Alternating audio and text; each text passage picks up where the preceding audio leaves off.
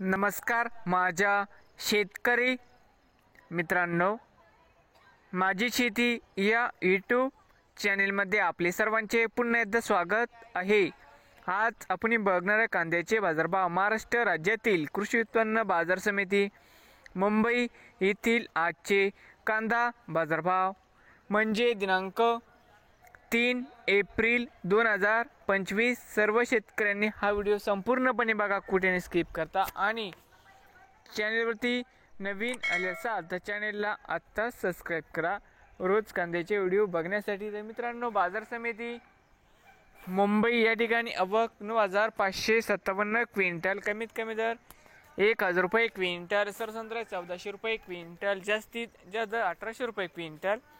तर मित्रांनो, आजचे मुंबई येथील आजचे कांदा बाजारभाव।